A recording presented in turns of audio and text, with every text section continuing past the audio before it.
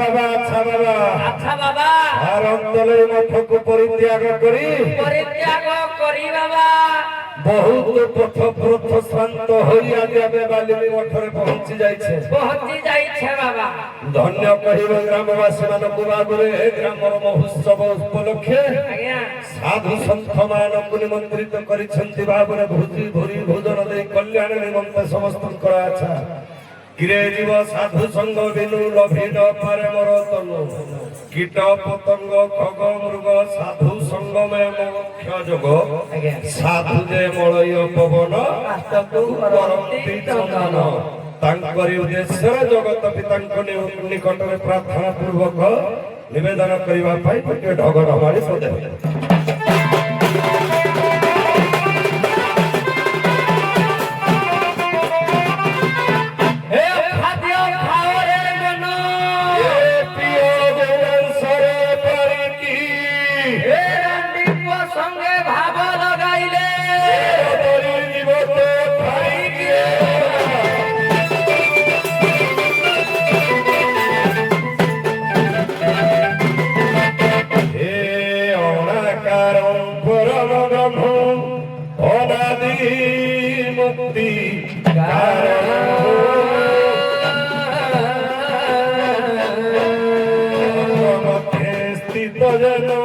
तस्मै श्री गुरवे नमः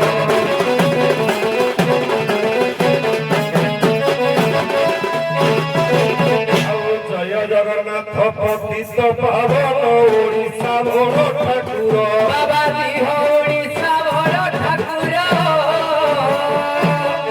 गोपरवासी प्रभु मोरासी बाबा हो परिगल संस्कार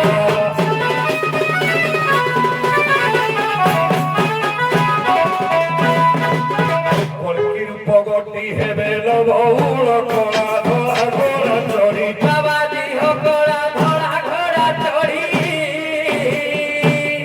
कृष्ण बलराम छसहारी रे बाबा हो शून्य सुधि बरणी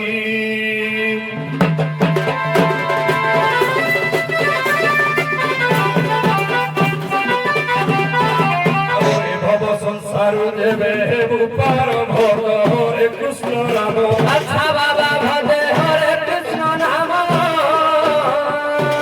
पिला हरिदास लेखिलाए पद किरे पिला हरिदास लेखिलाए पद आचारे बाबा सुमरी प्रभु गुण बाबा रे बाबा सुमरी प्रभु बाबा हरिनाम टिके नबा काली कुरुटुन मठକୁ ଯିବା गुरुनाथपुर संगे हवा ठीक है बाबा तुम्हें बहुत हो जाओ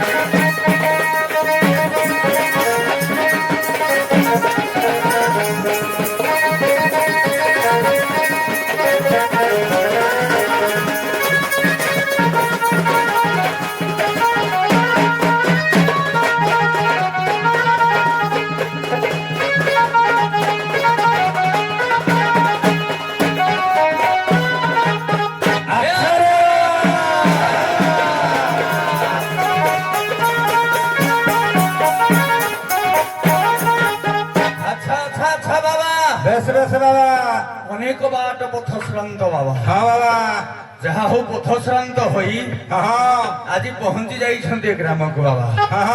ବାଲିମି ଗ୍ରାମରେ ଅତି ସୁନ୍ଦର ଅତିଥିମାନଙ୍କୁ ଅତି ସୁନ୍ଦର ଭରି ଭୋଜନ ଦେଇଥିବାରୁ ବାବା ପ୍ରଥମେ ଭଗବାନ ତାଙ୍କର ମଙ୍ଗଳ କରନ୍ତୁ। ବୋଲ ଆନନ୍ଦେ କବାର ହରି।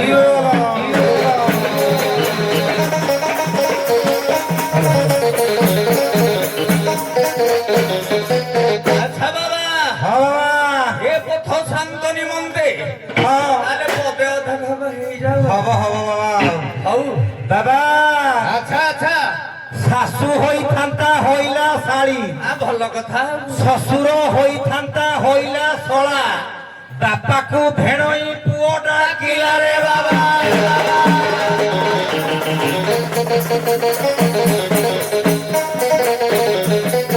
ବାବା ତାହା ନୁହେଁ, ତାହା ନୁହେଁ। ଆଉ କଣ ବାବା? ପଥରକୁ ଗଲା ଶନିପାତ ଜ୍ୱର, ଆରେ ପାଣିକୁ କରେ ପିଆସ, ଏ ଅଗ୍ନି ବାପୁଡାକୁ ଶୀତ କରୁଅଛି। ଏ ଅଦ୍ଭୁତ ବଡ ରହସ୍ୟ ରେ ବାବା।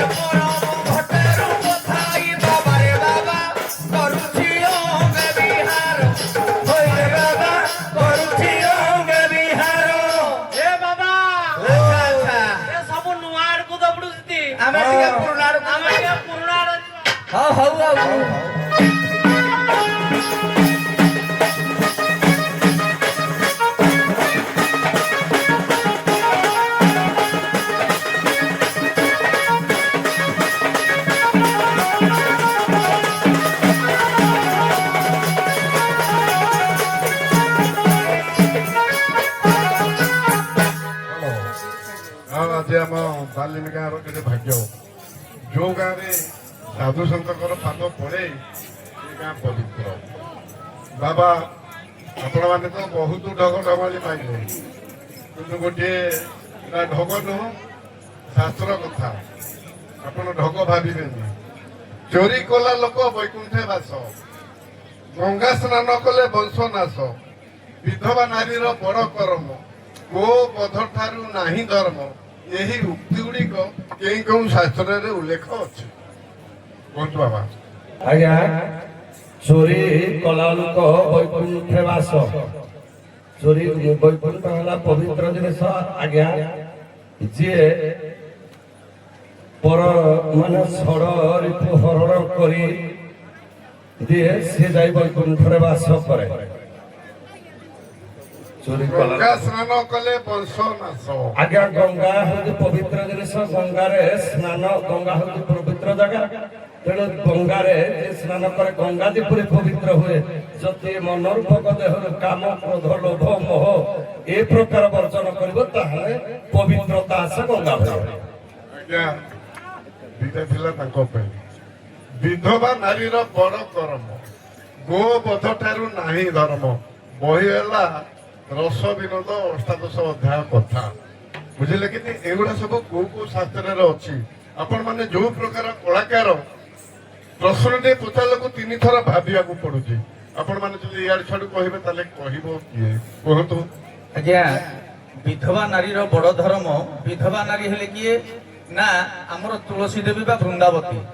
ତେଣୁ ସିଏ ହେଲେ ହଉଛି ବୃନ୍ଦାବତୀ, ଯେ କି ଆଜ୍ଞା ସେ ଜଳନ୍ଧର ବଧ ହେବା ଦ୍ୱାରା ବିଧବା ହୋଇଥିଲେ ଏବଂ ପୁନଶ୍ଚ ରୂପରେ ସେ ପୁଣି ସଂଗଠିତ ହୋଇ ଭଗବାନଙ୍କ ମସ୍ତକରେ ବସିଲେ। ତେଣୁ ତୁଳସୀ ଦେବୀ ହେଲେ ବିଧବା।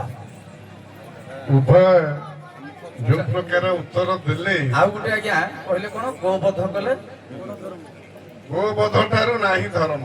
ଗୋବଧ ଠାରୁ ଆଜ୍ଞା ଗୋ କହିଲେ ଇନ୍ଦ୍ରିୟ ଏବଂ ଇନ୍ଦ୍ରିୟ ମାନଙ୍କୁ ବୋଧ ପତନ କରିବା ଦ୍ୱାରା ମଣିଷ ମୁଖ୍ୟ ପ୍ରାପ୍ତି ହେଇଥାଏ। ଏବଂ ଆଉ ଗୋଟେ ଗୋ ହଉଛି ଅଖାଦ୍ୟ ଖାଓରେ ମନ ପିଅ ଗୋ ମାଂସ ପାଣିକି।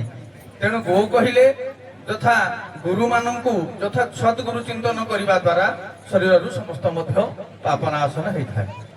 ନାଇଁ ଆଜ୍ଞା, ସେଗୁଡ଼ା ନୁହଁ। ଦର୍ଶକ ବନ୍ଧୁ, ଆପଣମାନେ ଟିକେ ଉତ୍ତର ଶୁଣନ୍ତୁ। ଆଜ୍ଞା ମାନେ ତ ପୁରୁଣା କଳାକାର, ବହି ହଉଛି ରସ ବିନୋଦ ଅଷ୍ଟାଦଶ ଅଧ୍ୟାୟ କଥା।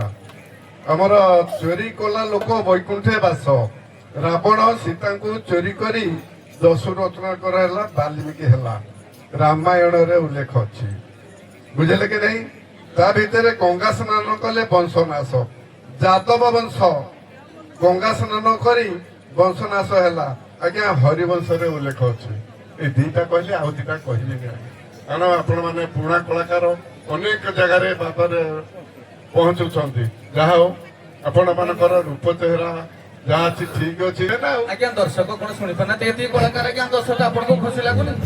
ୟା ଠାରୁ ଆହୁରି କମ, ୟା ଠାରୁ ଯଦି କମ ହବ କିଆ ଦେବୁ ଖାଲି ପାଟିରେ ଗାଇବା ପରେ ଶୁଣିବା।